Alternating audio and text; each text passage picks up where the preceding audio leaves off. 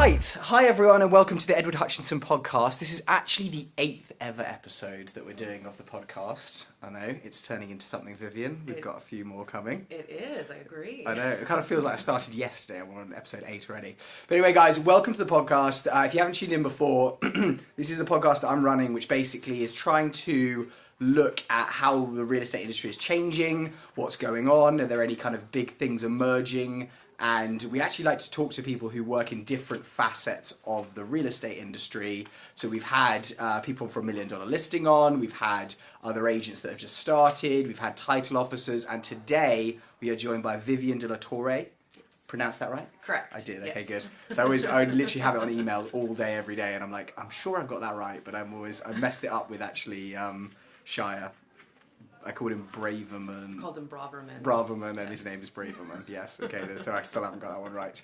But today we're actually joined by Vivian. Vivian does an incredible role in our Beverly Hills office, and actually we've only known each other for 7 months I've been here. 7 months, yes. Okay. So, but Vivian's got a huge amount of experience actually in the day-to-day running of a real estate office. And actually I feel like there's a huge amount of people out there, and we've just said this, that see us as agents and they kind of spend time with us, showing them properties, doing all of this. They don't necessarily appreciate all of the stuff that is behind the scenes of actually running a real estate office and having a huge amount of self-employed contractors that all have a lot of ego, I presume sometimes.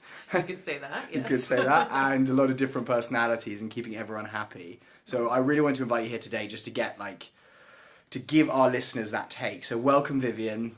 Thank you so much for joining us. Maybe let's start off I've given some people some background about you, but where are you from originally? Are you an LA-born person? I'm not. Okay. I actually grew up in San Jose, which is in Northern California. I lived So always there, California? Always California. Okay. I've never other than the summer I studied abroad in London. And saying that, if you're watching right now, and obviously you can't see it if you're listening, but Vivian's brought a Harrods mug with her today and drinking tea out of it, which I am incredibly impressed by. And we were saying actually I've got the old Pacific Union one that we need to do. Yes, we're getting new ones. They're coming. So you spent a lot of time in London. I have. Yes. How long were you there for? I studied abroad a summer there, between my sophomore and junior year of college, and I've also gone back to visit 4 times. Wow. Yes. So you fell in love? Yes. Really? Love that city. So what, was it a good summer in terms of the sun? Because I know that a lot of the times, I always find it's weird because I've now moved to LA. Coming from England, it's awesome to have so much more sun because everyone's always in a good mood. But I take it for granted now, which I realised over the last 2 weeks of rain.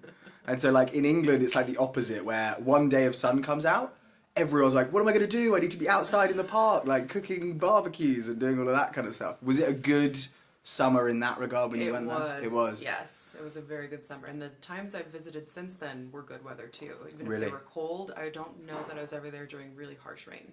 Really? Which is for most people, they're always it's 90% of the time.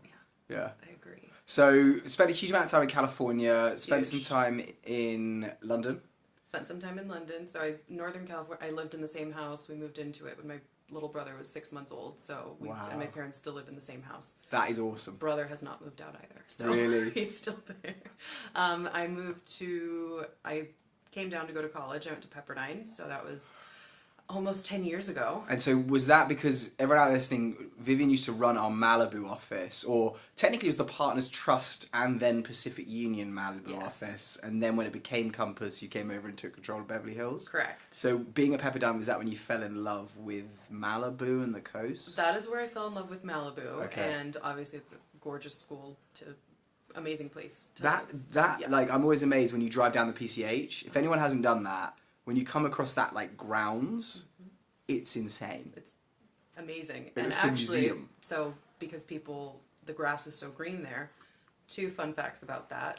Pepperdine actually, someone said their water bill, we're in a drought. They're actually one of the first places the whole school, everything, all the grounds, on a recycled water system. No way. So it's actually, they're doing a great job of that. And then when when new students move in, so new student orientation in the summer, Yeah. all the new freshmen, the rumor is that they put dye in the sprinklers to make all of the grass green if it's not. Really? Yes. So it looks green, so everyone's like, oh, look how lush and beautiful this is. I think it's already good, but just to get the spots that might not be absolutely picture perfect. So they're That's the rumor. I've never had it confirmed, but that's the rumor. That makes me think that this whole like fire situation must be the worst thing in the people that run Pepperdine University's universe. Oh, of course. Being like, oh my god, we've done all this effort to like make our grounds insane, and then suddenly it's all going to burn down. Which luckily it didn't. I think it did not, thankfully, no. Which would have been a big change from that drive on the PCH, seeing that. The whole thing, yeah. Okay, so you finished college. What did you study at college? I was actually a political science and international studies major. I did politics as well. Oh, you did? Yeah. Were you supposed to go to law school? No. No. Not that I'm aware of. I just really liked like political arguments and like, I don't know what it is. I think it's like the structuring of like how a country's run, what like decisions and psychology almost make that work or not work. And that to me has always been fascinating. Same. Yeah. Yes, and loved all of that. And it was actually I was in some of my highest level like political classes the fall when Obama was elected for his second term, which just kind of makes it more interesting that like you have current things to talk about in class instead of just, looking back or looking forward with trends. You actually have something. Yeah. So it's just timing that you end up being, taking those courses while that's all going on. And actually that was a huge change, wasn't it? Because I remember I was studying politics at school when he was running for his first, in my like top year at school when he was running for his first presidency. And we were studying actually American politics at the time. All my professors were like, you know what, Obama's amazing, but it's too soon. Like he's too young. Having a black president would be amazing, but we just don't feel like the voting population is going to make it happen. And then we woke up the morning, I was like, that is incredible. You can't call it almost, yeah. Because they're like, oh, well, I've seen this so many times. I'm like, no. Yeah, it was definitely something, but I was on the track to go to law school. Okay. Which kind of, that was just always the plan. I never got internships and like I didn't start applying for jobs. I just always thought I'm going to law school. I need to take the take the LSAT, go to law school, take the bar, take that path. But the summer, which leads me to how I ended up doing what I do now, the summer between my junior and senior year of college, I was introduced to Madison Hildebrands, who is another $1 million listing person. Star, yeah. And a friend of mine was his part-time assistant, and he was leaving and said, would you be interested? He's going to need someone new. And I said, sure. Sent him my resume, interviewed with not even Madison, with Addie, who's still a good friend of mine, who was one of his assistants at the time, and Paige, who was kind of a buyer's agent, sort of assistant, hybrid. In his team. And kind of yes, okay. So they interviewed me. It was just the two of them. He didn't even meet me, and I had an offer that night. Wow. Which was, can you come in tomorrow? Because the person who was leaving was taking off, and they had graduated and were moving on. So that was the start of that. And funny enough, in that interview, I told them that I didn't really see myself being in real estate long term. 7 years later, here we are. Fast forward, where are we? That is so good. Which, in hindsight, I'm like, I must have said that I don't remember what my words were, but that they still hired me when I said that this wasn't but again, it was a part-time position. They weren't hiring me. It was very, entry level. I didn't know what an escrow was. Really? Like, I had to ask that. When Madison came to tell me he sold a house, I assumed it was done, but that just meant he opened escrow. Okay. And again, knowing nothing about real estate, it was never something that really crossed my mind. That there was so much more to it than just people who buy and sell. Sell houses, yeah. And like, oh, we'll sign a contract and it's all done. None of the like... And I suppose actually that must be, because I get a huge amount of people reach out to us on our social and places like that, and they're always asking like, what is the best way for me to get into real estate and to be doing what you're doing and kind of that kind of side of it. I think always my number one tip almost is find, the market that you want to service or like sell property in, identify who the best agent is or like the top guys, and see if you can just go and work for them for free or shadow or do whatever for a couple of months. Because I suppose during that time you must have picked up so much information. So much, and there's nothing. I still don't have my real estate license. Really? I think it's a formality at this point for me if I got it. You probably know more than most people that do have it. But all I can think is how little a license means. It is. I mean, I know you have to have one to practice, but it means nothing in terms of like what you actually end up doing in the field. 100%. Yeah, and that's actually the other point that I make to people is like, you need to get your license, but realistically just get very good at answering multiple choice questions, because realistically, like, it's not as if you need to learn everything about real estate to pass the test. It's more being very good at like A, B, C, or D, all of the above, and not getting tripped up by that during the process. Absolutely. So, okay, so you find yourself thrown in with Madison. Was his profile at that time, he was in the show and it was still quite a big, you knew who he was before you started working? He was in the show. I remember it was season 5 or 6. That was he had just finished filming, so I think a month into working for him, he invited us all to go to the premiere with him. Okay. Which to me, I'm sitting, even though I'd been in Malibu and, things like that were still so new to me. You'd only see it from afar. Yeah. So we go out to Hollywood. This was before Uber existed, so we had to coordinate who was driving. Oh my God. Or Uber was brand new at the time. I don't even remember. And it was just, it was a small party. The cast members at the time, it was just the 3 of them, the originals, Madison, Altman, and Josh Flagg. Yeah. And it was just incredible to see, here it was in front of me, like my boss, the coworkers I have, it's just interesting. On a big screen, like in front of you. And so that I continued part-time, worked my way up, more hours, doing a mix of personal assistant and office assistant things. And that was kind of at the point where I was finishing up college. I continued working for him while I was in school. Yeah. And I remember I took the LSAT and I didn't do well. And, really? Which in hindsight, apparently I did do well. I just didn't do as well as I thought I should. Okay. But I remember I was with my mom and I told her, I said, I don't think law school is going to happen. And I came into work the next day and I told Addie, who was my counterpart, and she said, I think you need to tell Madison. He will be very excited. And because they thought they'd lose me when I graduated. And which is a great thing to have someone say. Yes, that was what I needed to hear, I think, at the time, too. And I tell him, and he lit up, and he just goes, well, I don't know what to say. I have to think logistics, but absolutely, let's talk about this. So he ends up giving me a contract, whatever, full-time and job description of, I think my first title was coordinator or listing coordinator. Okay. But what does a title really mean? Because we end up doing so much more. Yeah, everything. And we were at Coldwell Banker at the time, so I was with him through that. He grew his business even more, added on team members, got a partner, because Jennifer Chrisman later joined us, and that was incredible. She fit in perfectly with how we all meshed and worked together. And then the time came, I remember I was on a trip to London, I left and everything was normal. I came back and they said, we're moving to Partners Trust. And I thought, oh, okay, but it was very secret for about a month and a half, because logistics and whatever it was. So it was just this secret that I knew, because as you know, in real estate, you don't really give notice. You pack up and leave at night when no one's there. Exactly. And I remember it was on Halloween that everything became official. The day after, the movers were there, and we moved everything out, there were people there on a Saturday, so that was a little bit uncomfortable, but was that weird? Because I suppose right now you kind of do the role of, you're almost like a firefighter, you're like, working people's relationships with each other in the office environment. When you look back on that now, of you like leaving a Coldwell Banker office where that was what you knew, trusted, and like the relationships you probably built with other agents in there. It was, but I was much younger, and not much, it was a few years ago. Yeah. I trusted Madison and Jennifer's judgment, so as much as I knew what was there. And from day one, everyone at Partners Trust, they had sent everyone to kind of help, and which is just kind of the standard that they set.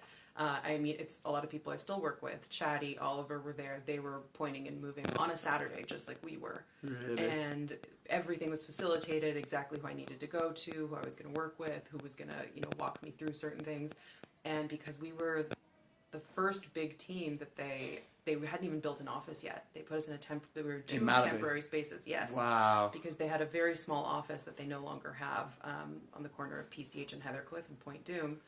That only could hold 3 people. So we had a space, but there's waiting for a tenant to move out, a build out. We had temporary spacing, but everything was just so well taken care of. Yeah. And I became very good friends with a lot of the same people that were running that office or were in the company are still here. They've gone through the Partners Trust, Pacific Union, Compass transition. But again, I was always on Madison's team, and we loved being at Partners Trust. It was different. It was an adjustment, but the amount of support we had and everything that, we had an amazing manager who's still the manager of the Malibu office and one of my closest friends. Really? The marketing, same Abby, who's here. Yeah. Everyone was kind of just always all hands on deck. And I was there that happened again, Halloween of 2014. I ended up actually leaving Madison's team the following summer, and I went to work for a company in Manhattan Beach that it was a very different situation, but I was just kind of ready to see what was next for me. That was in a same kind of position, obviously another kind of beach town, but you were in the same position, Correct. like an assistant on a team? No, it was a very big company that did basically flips on a really large scale in multiple states. So it wasn't really working the office happened to be in Manhattan Beach, but nothing was actually, I wasn't out on the field or doing things actively. But it was very different because I came from this, clients and, high end, and it was just it was a big adjustment. I learned a lot there too, because it was a big growing company. So was that more like sitting behind a computer and using a phone? All sitting behind a computer, email, no one really called. And did you like that? Or? I loved the people I worked with, and in all honesty, I would probably still be there if the opportunity to come back hadn't come up, because I had only been there for 6 months when the opportunity opened up in Malibu to come back, and Sarah called me, the manager at the time, current manager, asked if I'd come back, and I didn't really know that I should, because it was still so new. I hadn't given it a proper chance, but I knew that an opportunity like this wouldn't come up. Yeah. Again, there are only so many offices in Malibu. There are only so many Partners Trust offices. And I suppose after you'd gone through that transition with Partners Trust and they executed it so well, you'd had a very good impression of how this company does things. So it was very, under the radar. The only people that knew were Sarah, Chatty, and Nick, because the president of the company should know. Yeah, and he's very good about that kind of thing. The whole Partners Trust, I think, was executed so well. Yeah, because he's incredible at like overseeing everything, making sure everything was like I's dotted, and T's crossed. It felt good because I was an assistant. It's not like I worked for them personally, but they all knew me. They'd come to get to know me. Yeah. So after a week of back and forth, we finally agreed, and I remember terrible. No one's good at quitting their job. But I remember I came in to see my boss, and I said, "Can I talk to you?" And I closed the door, and she yelled, "If you're quitting, get out!" I looked at her, oh, and everyone heard it in the office. Oh, and I go, my word. And she was, "Never mind, come back." She was only mildly kidding, joking, But I was firm that because I don't really believe in using a new position as leverage. Yeah. If I'm moving on, I've decided I'm moving on. And left I'm still friends with a lot of people who are at that office. So left on good terms, gave as much notice as I possibly could, trained a replacement, and went back to Malibu. And that was an adjustment because I knew everything about real estate, but I was now on the other end of, I was the administrator. Okay. So I was office administrator, and it's funny because I worked for someone for so long who I had not try to bend the rules for, but you're the one that's on the receiving end of, here's what a client gave me, can you do this for me? Yeah. So I was now the person monitoring and saying yes or no. Yeah. Which was not good for the agents because I knew every trick in the book and on how to get out of something. I know, we're trying to pull these excuses. Correct, and or like, I didn't know, and whatever it was. And it's all in good fun. Like there's no animosity or me thinking they're trying to outsmart me, but it's a good place to be because I can think of it from the agent's point of view and also from my point of view. So I know that now that I have these job hours, you guys work full time, you're round the clock. Yeah. And as much as my day ends at a certain time, I'm much more inclined to check my phone, check my email for things that might come up over the weekend because you just never know. And again, that's what Partners Trust always was. We always were wanting to help our agents and just be that support. But that's incredible because I think I'd find it really difficult. Obviously, I think, we work 24/7, but like our clients similarly, they're working and then in the hours, like if I was in your position and it was like, okay, I have my set hours, I think and I've seen it in our industry a lot. People are like, look, it's after 5, get back to me tomorrow. The fact that you go above and beyond and actually are always available like that, checking your phone and doing things, is pretty awesome. I try to be, and there are limits. I do need to give myself time to. So if I'm calling you at 2 a.m., you're going to be like, Ed, it's 2 a.m., you sound drunk. We're not doing your filing now. Yeah. George is not coming there. That is awesome. No, but did you miss elements of the more real estate side when you started doing that, i.e. being like the team member? There were parts of it. It's a different speed. Yeah. It's different just in so many ways. But I also wasn't working for just one person. I was responsible for an entire office, and, you know, I had a great manager that we worked incredibly well together. And I also had, you know, the company and anything the company was releasing to work with. So I kind of got to be almost the liaison between the departments and the agents, kind of the in-between of who they need to go to. I always wanted, because it was such a small office, I always wanted them to feel like they could come to me, and even if I couldn't personally help them, because obviously I can't help with marketing. I'm not, you know, in Adobe being able to design pamphlets for you. Photoshop. No, but I can at least, you know, handhold them through that. And that was so easy to do in such a small office. And I had much more opportunity to be really hands-on with every agent, whether they be new, like brand new licensees or had been in business for a while. And because it was a growing office, there was, you know, being the first impression people had of, you know, the moment they signed their paperwork, of everything I could walk them through. And that has been, that just made it all the better, that they knew from the beginning they could come to me for anything, and if I didn't have an answer, I would help them anyway.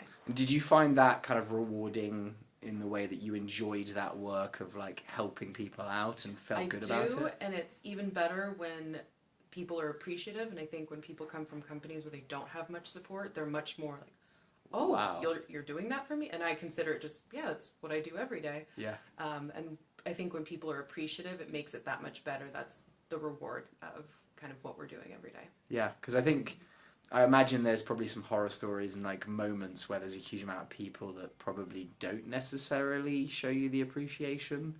No, not always, but, you know, it's part of it. We all have, I don't have great days sometimes, so I'm sure I'm not always 100% pleasant.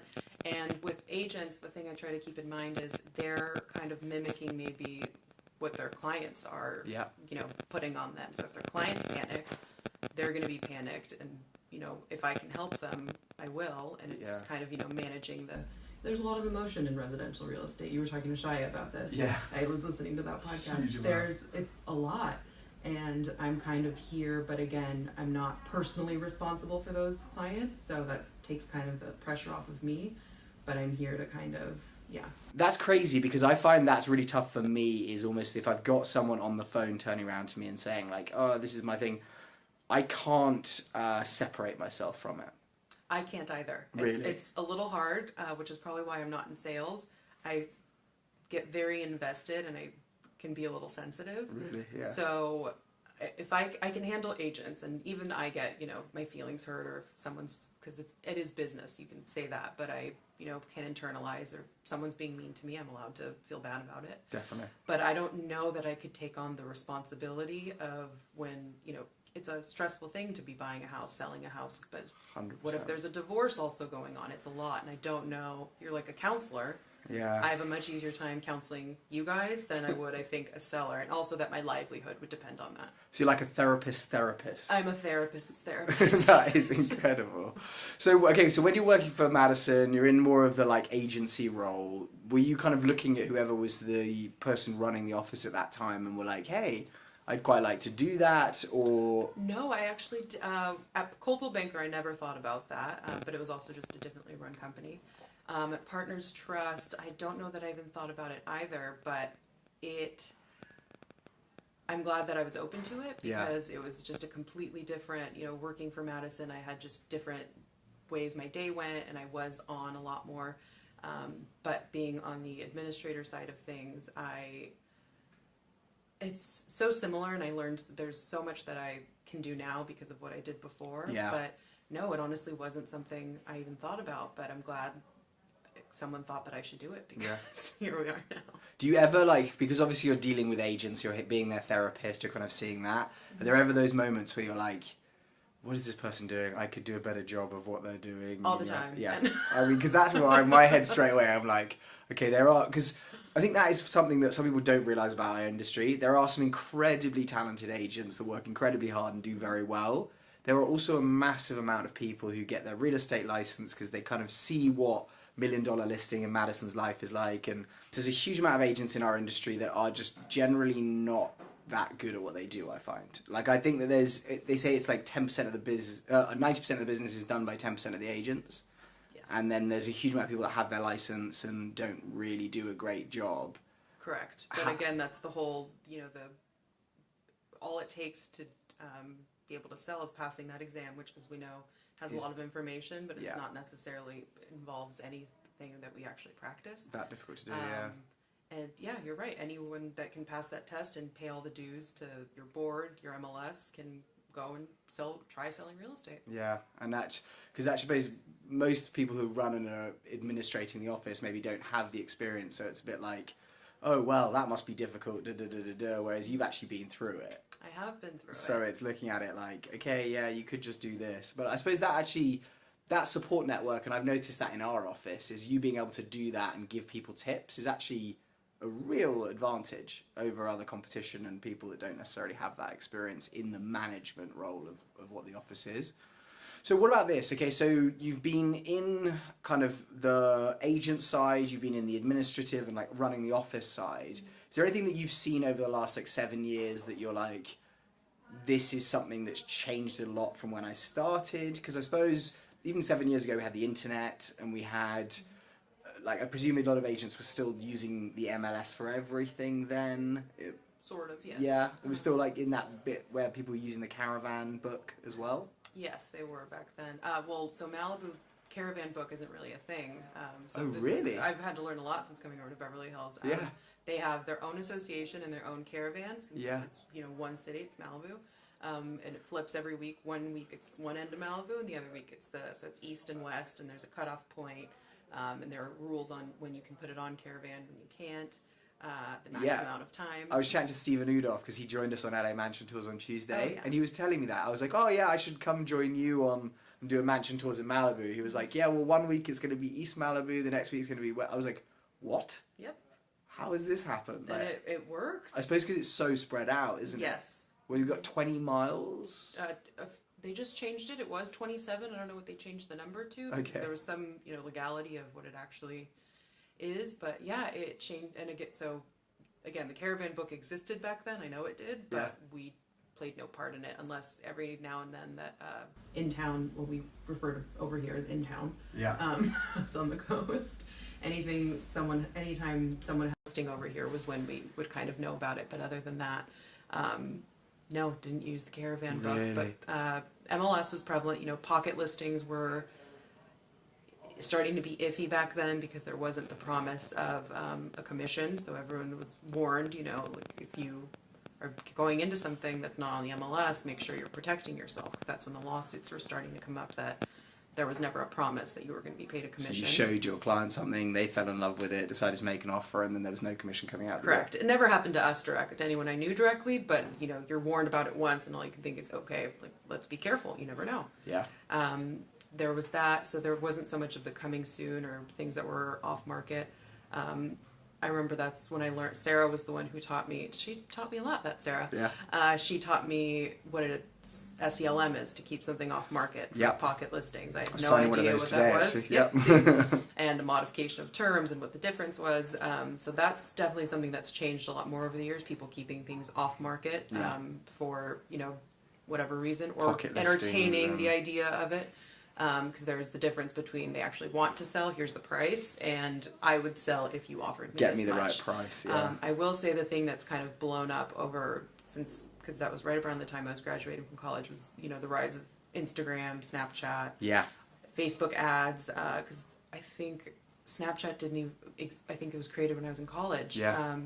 But just the rise of all those, different avenues and people needing to kind of jump in on that. Yeah. That's one of the biggest things I've seen. And I think a lot of you, Stephen in Malibu, Madison also, have really taken advantage and gotten a good grip on, how that can help their business and what it's another avenue. Yeah. As opposed to kind of before it was print, online, and that's it. Yeah, I was going to say postcards must have been the thing. And I suppose actually in Malibu, because it's so spread out, postcards make sense having the postman. You're not really doing door knocking as much, I presume. I don't know a lot of people that do a lot of door knocking, but you also have to remember the houses can be either right next to each other or super spread out. Yeah. There's a lot of hills, there's PCH. There's gates with driveways, where it's like, hello, you shouldn't sell your house, that'd be weird. And people that don't live there full time. Yeah, so definitely. There's a lot of that as well. Okay, that's crazy. So actually, I suppose, because that is where I'm thinking it's going to change a lot over the next 5 years, especially as well. Because it's weird because we started doing LA mansion tours and that kind of side of the stuff like just over 2 years ago. And back then everyone was like, what are you doing?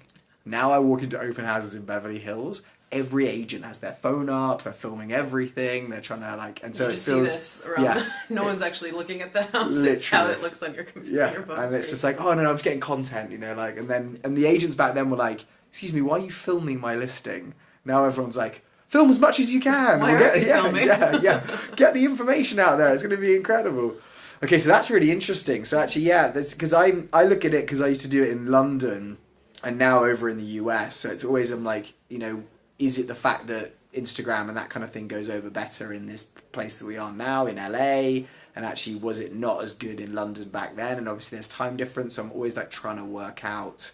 I think it's just the rapid growth in all things digital, whether that be social media, things like DocuSign, just everything being more digital, more accessible. Faster. It made things faster and easier. Yeah. At the same time, you know, there's the rise of, you know, what effect that has on real estate professionals.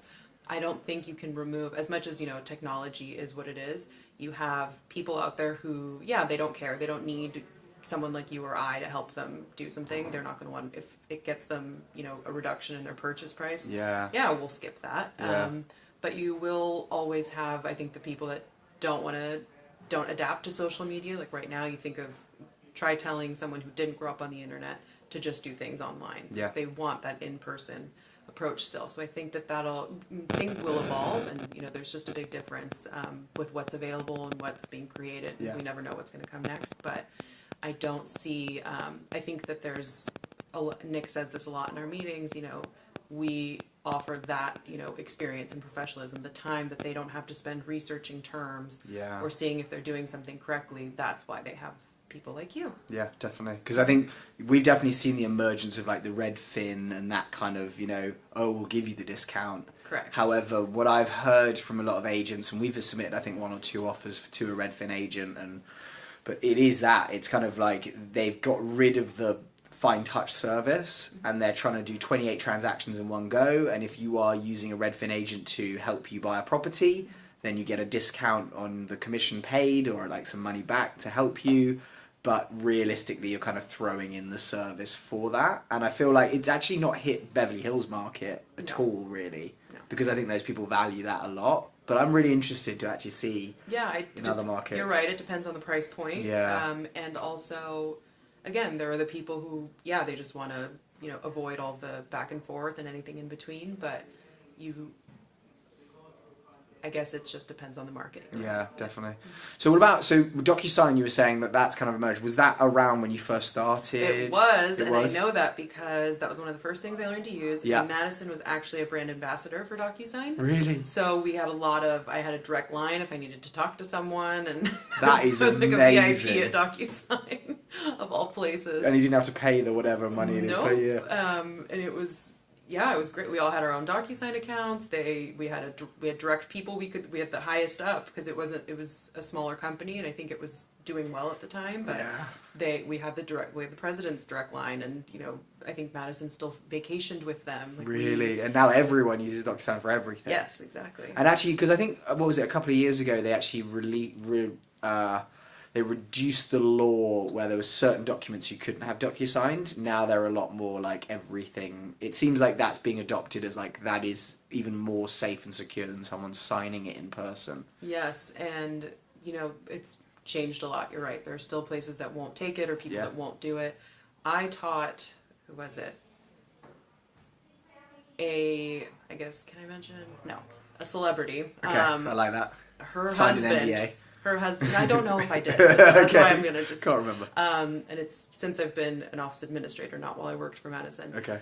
Her husband, who's got to be in his 80s, I somehow managed to walk him through DocuSigning over the phone. Not even in person. Wow. And I'll never forget, I said, well, click here and click here. And I'm walking him through it, and I can't see his screen, so I'm just trying based on your memory. Screen, or, yeah. And he says, I said, what came up? He goes, well, this isn't my signature. Because it's just like a digital version. And I explained what a digital signature, and somehow in 15 minutes we got through the entire, you know, each it was a lease So item by item. And he's reading all of the words and going he's, through. what do I do here? Click on that. And at the end, please hit the confirmation at the end, because I'm sure a lot of people miss that. Oh, and then if you leave it too long, it'll just it's gone, and you have to do it all over again. Oh my god, yeah, that is insane. Thankfully, went through. But if he can do it, anyone can DocuSign. I'll put it that way. 100%. Yeah. So there's some people out there, I think, that from listening to what you said and kind of seeing, you're basically kind of this mother role within our office of overseeing every agent. When they've got an issue, you fix it, you give them support, you're literally kind of there as the go-to for everyone. But they're probably wondering, what does your day-to-day look like? You wake up, presumably you have a time you have to be in the office. Mm-hmm. What then, is it every day is completely different? Is it every day is different? I tried thinking about this, and I kind of laughed, because when people ask, well, what's your day to day? Like, which day? Yeah. Be more specific. I mean, there's the normal things I'll always have to do. Getting commissions processed, which tends to be of very high priorities. For all of the agents, I can imagine. Yes, that is. Any email back and forth, again, because I'm usually the first point of contact for people. It's facilitating that. If people need to speak with management, they need to escalate something.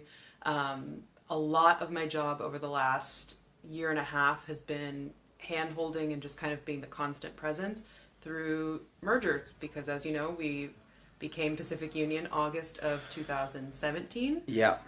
So, that first year I was in Malibu at the time, just being the support, and things don't really pause because of it, but a lot of attention is focused on kind of getting everyone moved into everything new with as little disruption and as much support as possible. Yeah. And that is, an art in and of itself. Because I suppose you have all your day-to-day tasks that you're used to doing, plus all of that on top. Plus all of that. And you have to just keep, you never know what question's going to come up. And it teaches you a lot to be the one helping everyone. Yeah. Because when it comes up for someone else, you maybe didn't know the answer the first time, but, oh, hey, that's a quick fix. I don't even have to ask anyone about it.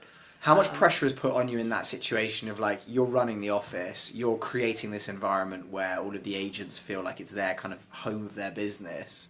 Presumably the management and people above you are turning around saying, hey, you need to make this a place where we're not losing agents during a merger. Because I suppose that's we got a huge amount of calls from other agencies and brokerages being like, hey, you're being merged, you're basically going to have to rebrand anyway, and you're going through all this stuff, so why don't you come meet with us and we'll, offer you a very good package. I know a lot of other offices have that in our company. Sarah is, a Wonder Woman, because she didn't lose people in either merger. I think one group of people, but we quickly, recouped with someone new that joined the office. So either people really fear her or won't leave. But do you feel that pressure is kind of on you, or did Sarah ever put it on you? No. And we worked very well as a team, so it was always, we knew what the other was responsible for. Yeah. And her joke was always that she doesn't know what I do because she doesn't need to know. Yeah. So I'm doing my job, so she doesn't have to be involved. And she, ultimately, things like that, retention is on her, but I know that my job, if I'm doing it correctly, if I'm going above and beyond, I'm playing a part in people wanting to stay. Yeah. Because even if they decide to leave the company, through a merger, they're going to have to do this all over again. Yeah. But if they think, well, they're not being very helpful over here, they're saying they're going to be more helpful, and they have been, I'm going to go for that. So it's being the physical presence, the knowledge, everything that she and I offered was, just always worked hand in hand together. And was very attractive to agents. Correct. And I always knew that, again, me being more supportive, positive, and helpful was helpful to her in the long run, especially, again, whether it's people coming in new, people potentially leaving. Yeah. And going through that, it teaches you a lot. And that actually was what led me to end up here in Beverly Hills, because through everything that was going on and all the companies that came together, there's a little bit of a disconnect on our end, on the administrative end, on how things were run, how things were supposed to be run. Who's in charge of what, yeah. Correct. So I actually stepped up around this time last year, and went with Sarah's blessings, with her blessing, Chatty's blessing, went to Nick, myself, so he was president of Southern California Pacific Union at that point, and asked for, a bigger role in kind of, now that we'd been through the transition, kind of making all of Southern California more organized and kind of developing better, because if it's better on our end, it's better for the agents. Yeah. And there was, with everything that comes together, well, this office said this, and now that we're bigger, it's just kind of information is shared a different way. Yeah. So I basically asked for a promotion, and I wrote out a proposal, did everything that what I thought we needed to do, where I thought the company was going. And after a few months of back and forth, I was promoted, so operations manager, which is the title I have now. Yeah. And I actually wasn't supposed to be in this branch, but an opening came up, and they kind of asked while I was training my replacement in Malibu, we know we promoted you, you're kind of supposed to be mobile. Do you mind stepping in? Beverly Hills needs someone right now, and they need someone to just be ready to go. Which I thought was really flattering, because I always looked up to the Beverly Hills location a lot. Karen especially. Yeah. And so it was flattering to me that everyone, including her, wanted me to come over here. Fast forward to that, the second day here was when we found out we were becoming Compass. That must have been insane for you, yeah. Because you're like, oh, look, I'm kind of stepping up in Pacific Union, and then the company's like sold. And it's, all right, let's do this all over again. This was exactly a year to the date. So were you kind of losing sleep on that at all? I wasn't sleeping much at the time period, okay. but too much work to do. I already was going to be that way with taking on everything here, but then it was also incorporating everything with the transition. And I suppose it's kind of scary because Compass had been in the press a huge amount. It was kind of like, it must seem like almost working for a massive conglomerate where there's going to be a whole load of other people now above the position that you never have met, you don't know who they are. Like, how do you then navigate in a corporate environment like that?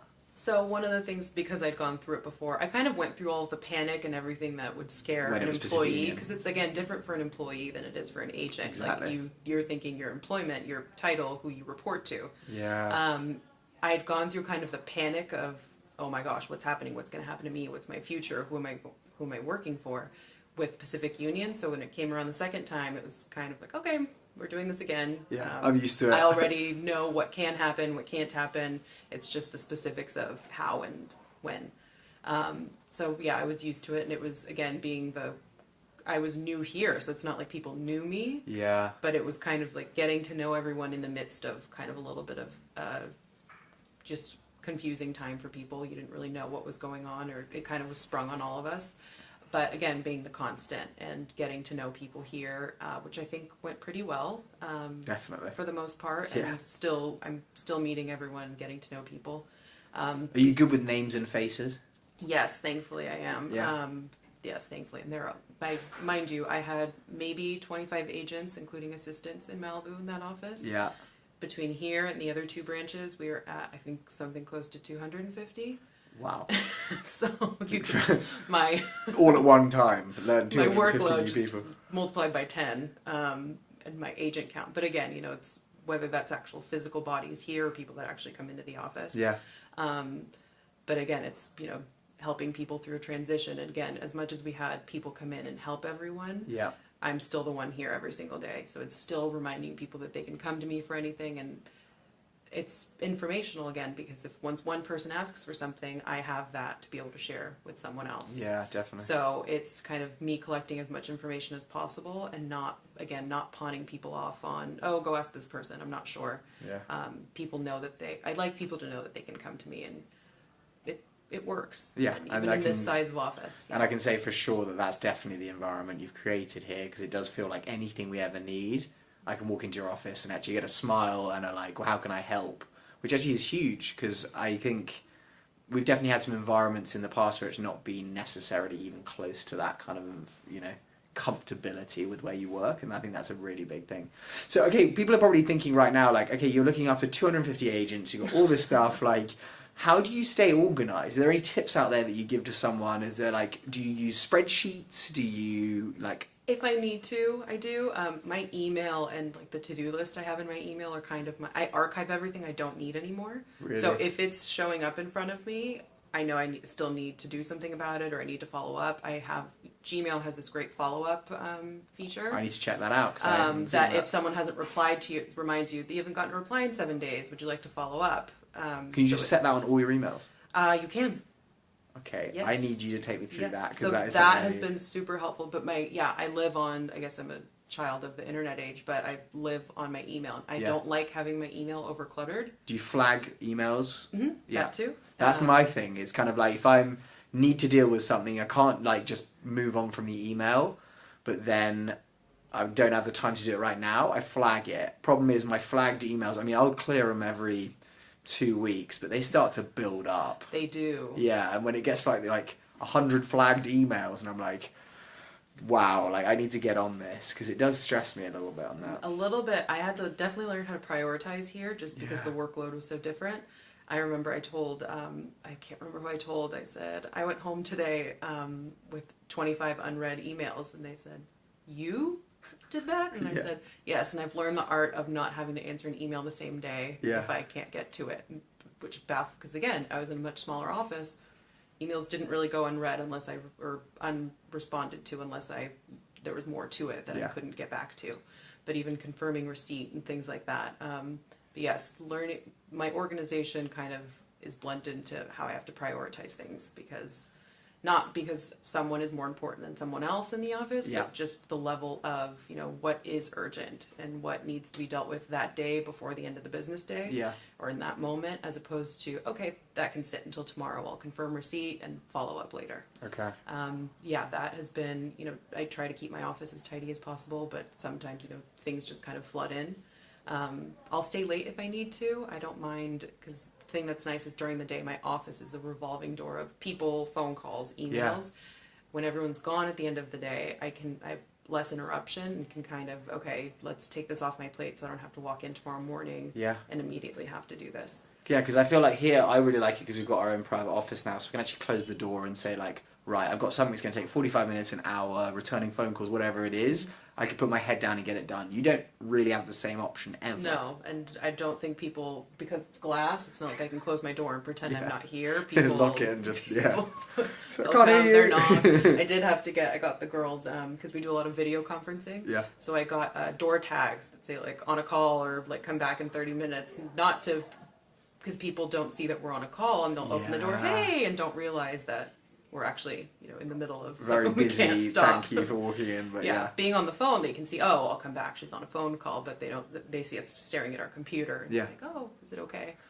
Okay, so if someone out there is listening and they're thinking, you know what, I'd love to do what Vivian's doing in a couple of years, or when I grow up, or, presumably I'm thinking right now, you have to be a person that's good at being organised. Yes. You've always been that since you were young. I'm good at keeping other people organized, and that's so much of my job, myself, I try to, but I think I place more importance on that for work than for me. But yes, if you're not organized, we will just kind of like crumple them to a ball after a few weeks. Correct. I presume. Okay. Yes. So that's one of the most important things, is you need to be organized and on top of what you're doing in a timely fashion. Correct. Are there any other traits where you're like, this is something that really helps me because I'm really good at it in this role? Patience. Patience, Yes, I can imagine because a lot of times, again, you get the agents that they're on the phone, they're on the go, they need something from you, and they're not necessarily going to be responsive when you need them. Yeah. So it's being patient with them, the system, the way things work, managing expectations, I think is a big part of it. That's got to be kind of the biggest one. Do you ever do like meditation or anything like that? I don't. Maybe I should. Well, I'm just thinking like, I just don't know how you deal with it, because I'm looking at my schedule and I'm like, already it stresses me out. I don't meditate. I surf, and I'm probably even thinking about trying to look into meditation soon, because I hear tons of people now doing it, especially in Malibu, I expect. They do. No, I kind of, my equivalent is that I have an hour commute-ish, sometimes less, sometimes more, every morning and every evening. In LA traffic? It's in PCH traffic. Okay, so at least you get to look out onto the ocean. Correct. So okay. We got something going on in the one crime a year. Yeah, literally. Don't hear that very often, even on Wilshire. No, so I still live in Malibu. I live in Point Dume, which is further end of Malibu. Would you ever move? I have no plan on moving. Okay, I've been commuting for 7 months and it still doesn't bother me. Yeah. But the way I explain it to people is everyone says, how do you do that? Drive every day. I go, well, first of all, I'm driving up the coast. It's not like being on the 405. No, or being in here turning and following ways. Like it's a direct PCH, freeway, then Olympic. That's all I have to do. But with that said, my time in the car is my alone time and my quiet time. So I can listen to an audiobook, listen to music, podcast. I was listening to yours over the weekend. Oh, amazing. I love that. Call my mom if I want to. Really? But that's my time that I can ignore the phone and not be bothered and not check my emails. Yeah. You shouldn't check your emails while While you're driving. very well said. Or text. Thank you very much, everyone. So that's my me time. It's my quiet, and sometimes I just don't play anything. I just want like my mind to be shut off. Okay.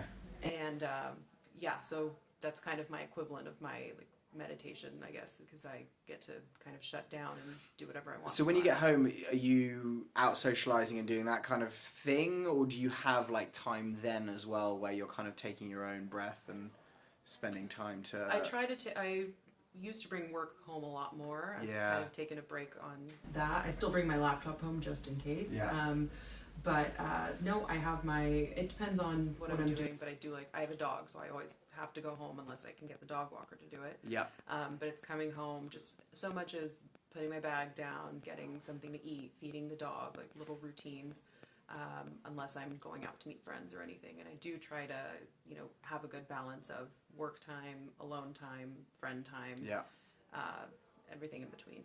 What about that then? It's like work colleagues. It sounds like you're really good friends with a huge amount of people you worked with in the past. A lot. And yes. still, do you ever try and keep that divide between the two, like, this is my work people, these are my kind of friends and more social people, or that's They've just all blurred? kind of blended in. Yeah. I mean, Sarah being the perfect example. Have you met Sarah? Sarah I don't think I Kosofsky? have. Maybe we've met in passing like a couple of times, but not that I can think of. It's just different because I don't think a lot of people can do this. She was one of my closest friends before I worked for her. We remained that way. We had Were some there any sort of divide. bumps?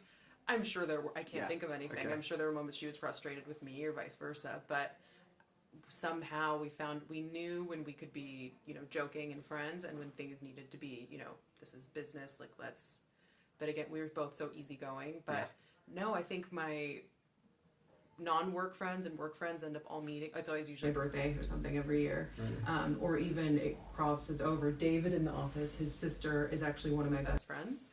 Not one of my, she is my best Really? friend. Oh my gosh, she's Is, listening to this. don't listen to this. Sam is my best friend. Yeah. And he actually was on Madison's team with me so he was an agent on the team and I was in my position. And then he moved to Beverly Hills, and I ended up coming over here. So you're just too. following David around. So basically, yeah, he'd okay. like to think of it that way. I love so that. it always crosses paths, and I have friends that I met through work that I didn't necessarily work with directly, but I met because of something work related. I think I might have more work related friends than college friends now at this point. Really? That's so good. Especially coming here, just meeting so many more people and spending time with so many more people than what I had in Malibu even. And I still have great relationships with the agents that I worked with there too. So. Okay, so it has been awesome to have you, Vivian. I just want to maybe round it up with, like I was saying to actually you before we started the podcast, I think that you are almost like a firefighter, because it seems like when agents really need you, it's not necessarily for something positive. It's normally because something's going wrong or they need your assistance with something. That sounds incredibly stressful to me, but you love what you do. I do love it. And so that's kind of... I wouldn't do it if I... Yeah, I was going to say, because actually... And it seems like actually coming to work and having a smile on your face every day and kind of putting that across is massive. Because actually, I find that the people around you in that work environment, that plays so much and so importantly to just kind of the community environment that you kind of create. So... I just want to round up with, because a lot of people out there may not know the difference between Malibu and Beverly Hills, and I would always recommend everyone who's listening to go to both. It sounds like you are set, you want to live in Malibu. Beverly Hills, from the time you spent here, it's lovely, but actually you like being by the ocean and that kind of thing. I like it. I would consider it. I have no reason to leave the place where I live right now. Yeah. My landlords are people that I used to babysit for, and they're Amazing. my neighbors, and they're still good friends of mine. I just have such a good arrangement with, the place I live in, the rent, everything. I'm not going to uproot if I don't need to. Yeah. But then Beverly Hills, like I presume, other than the workflow and the difference in that, is there any other big differences people should be aware of in... The people are different. Yeah. Malibu's a much slower, laid back, things start later in the day. Like Yeah. I always said in Malibu, if you ask for a showing before 10 a.m., it's kind of pushing it. Really? Just- That's because So people don't are in the really water. do They're going for a that. surf. You Exactly. can't get them. And then I come here and it's like 8 a.m. Everyone's going and just very different. It's a different speed. And again, there's just a lot more traffic over here. Malibu, I guess in the summer we have a little bit more, but that's not really our fault. But there definitely are some differences. The market's obviously very different. Yeah. The agents are very different. I think it's just, the culture and the people that we're dealing with over here. Even though they're so close together, which is what I love about Yes. LA, because it's a massively spread out city, but actually it's almost like 8 different vibes. So many. I mean, Which- you can, even from within one city, the different neighborhoods and that, you can tell, like, there's differences between, this side of what would be equivalent Sunset Yeah. versus that side. Yeah, which is crazy. Okay, so Vivian, thank you so much for joining us. If anyone out there is thinking, you know what, I'd like to get in touch with Vivian, I'd like to ask some questions about what she does, or you're on social, I know am, you are, but it's yes. more personal than it is business kind of vibe, or would you say it's a mix? It's a mix. I mean, at this point, I'm public. I'm not Yeah. even private. So if it were very personal, it would probably be Keep private. it private, Yes. yeah. But But if no. people want to follow you, where would they go to? Yes, so it's Vivian in Malibu. Vivian I'm in still- Malibu. Yes. Hold on. Yes, I know. Do we Well, need to change I the still name? live there. Okay, Vivian so... in Malibu. I think we need to add and Beverly Hills at the end, maybe. Well, that will be a very long. It's my email too. That's my personal email. But yeah, so if they find me on Instagram, Vivian in Malibu, or email me. I don't know why anyone would be interested in doing this job after hearing this. No, I think that there's people out there thinking like this, because it is actually really rewarding, and like spending time around you, I see it. So I think there are a huge amount of people out there who are like, you know what, I maybe don't want to do the transactional side of real estate, but I want to be in the real estate industry, and I want to be that support network to really like create something special. And so they can email you. What was the best email? My work email. So Vivian Vivian De La Torre, D as in dog, ELATORRE at compass.com. Compass.com. But don't send too many emails to that, because you've already got thousands coming in every day. I do, but again, I don't like to have an email build up, so I get through them. So But you will that's get a okay. response ASAP. Okay, I like You will that get a lot. as prompt of a response as I can. I love it. So yeah, guys, if you're listening out there and you're thinking, hey, I'm thinking about real estate, but actually from what I'm hearing from Vivian, this is a much better role for me and something that I'd enjoy more doing, definitely reach out to me and I can put you in touch with Vivian directly. Follow Vivian on her Instagram. And if you have any questions that pop up from this, we kind of are trying to be a resource here and offer everyone out there somewhere to go to actually find out, anything about real estate in LA and across the world. So definitely feel that you can reach out at any time.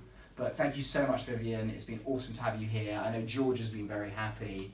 Everyone out there, George is obsessed with Vivian. It's like every time he comes into the office, he'll just run up that way. You've got a couple of other people with treats around you as well in the office, so that's very, very cute. Yeah, But anyway, guys, thank you so much for tuning in. Thank you to Vivian as well. And as I said, any questions, let us know, and we'll be back next week with another episode. Thanks, Vivian. Thank you. Bye-bye.